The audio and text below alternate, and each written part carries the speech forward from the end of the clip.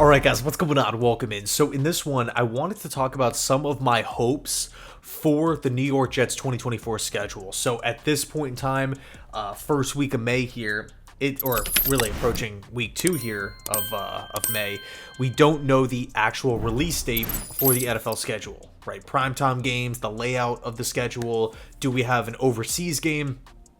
All these different aspects, all these different components that go into the 2024 schedule, we don't know. The only thing we know is who we're playing and where, home and away.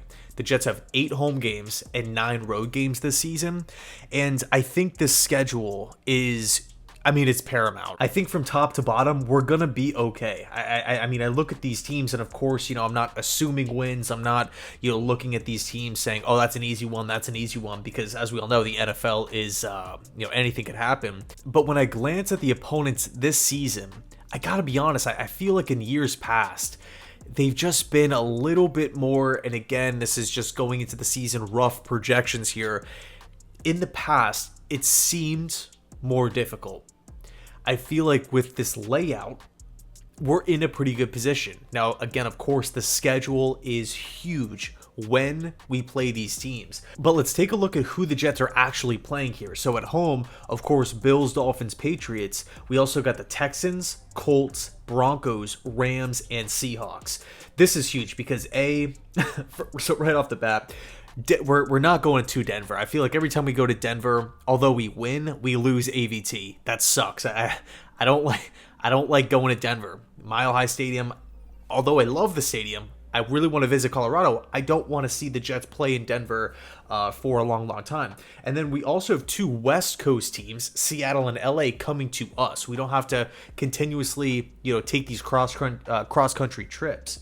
And then Houston and Indy should be some pretty interesting games. And then we look at the road games. Again, Bills, Dolphins, Pats. We got the Pittsburgh Steelers, Jacksonville Jaguars, Tennessee Titans, Minnesota Vikings, San Francisco 49ers, and then the Arizona Cardinals. So the first thing to me that stands out is 1 West Coast trip to San Francisco, and that's it. We get warm weather in Jacksonville. We get a dome in Arizona. Pittsburgh is always a tough place to play. Tennessee, that's going to be an interesting option. And then another dome team in Minnesota, who potentially could be rolling out a rookie quarterback. We'll see.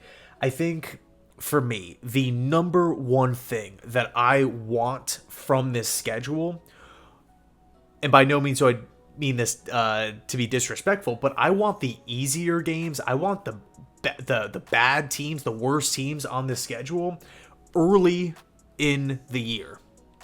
I know that might be reversed from what a lot of people say, which is give us the hard games early on and then let's kind of cruise in the month of December playing, the weaker bunch of teams. But I really look at this season as a completely different situation, right? I want to see New England early. I want to see Arizona early. I want to see Tennessee. I think Tennessee's a sleeper, but I'm not going to say that they're a playoff team. I want to see the Titans early on in the season. I think it's so important because of optics, unfortunately, because of the media, unfortunately, that the Jets get out to a fast start.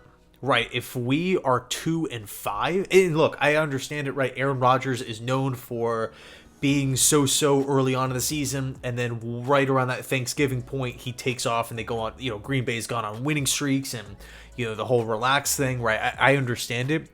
But I think if the Jets can start fast and stack wins, we're going to position ourselves. First of all, we're going to get the media offer back, right? If the Jets go 2-5, it's going to be it's unfortunately going to be a talking point every single day. We're now playing catch up. The AFC is stacked. There's pressure, and we know Saleh supposedly really cares about what the media says and headlines and stuff like that. He's really involved with it for some reason. So to avoid all of these storylines and headlines and potentially the team and Saleh imploding, I really want to start off fast. Another thing too that I think is important, the trade deadline. right? Are the Jets going to be inclined to give up a future pick, a 2025 first round pick, 2025 second round pick, if they're 3-5, 3-6, right? I think the trade deadline is actually getting pushed further into the season. Or if we have 2 wins by the time the trade deadline hits, but we're still considered a win now team because of all these 1-year contracts and Aaron Rodgers' age and the pressure on everybody. I think it would be, and of course, I'm saying the obvious, right? Obviously, having more wins by the trade deadline would make more sense. But if we get if we get the schedule and week 1, my picture perfect schedule for the New York Jets, Patriots at home week 1, right? Blow the doors off a division rival week 1. Gerard Mayo first game as a head coach. Jacoby Brissett, I'm not really too concerned about their offensive firepower. I want the Patriots at home in week 1. Week 2, maybe at Arizona. Week 3, come back home and play Denver. Week 4, Titans away. Then the next game, Colts at home, and then maybe the maybe Patriots away or something like that. I think that would be awesome, right? Because if the New York Jets are 6 or 7 wins by the time the trade deadline rolls around, now it's like, whoa, we're a 6 and 7 win team buckling down for a playoff push here. We got Jacksonville later on in the season. We got the Dolphins later on in the season, 2 warm weather teams again. We got a dome in Minnesota later on, and now we're gonna go out and add a star wide receiver or whatever the case may be. Right, go add another piece at the deadline. Now all of a sudden everything is positive. Everything is just continuing to snowball. Right, all this positivity, and we're stacking wins, and now we're a lot. What optics would show is we're this really good team that's competing in the AFC that has a ton of wins, and now we're getting a lot better, as opposed to at 3 wins at the deadline, we're trading away a future pick. Is it worth it? Right now we have to win 2 or 3 games to get back up to 500, and then when we get there, we're now kind of hoping that Cincy has to lose, and Cleveland has to lose, and Buffalo has to lose. All these different teams, all these different things have to go our way, even if we're the same exact team. And by no means am I saying that if we play a team like Arizona or Tennessee, that it's an automatic win. And I'm not saying that if we play a team like the LA Rams or the Buffalo Bills that it's an automatic loss.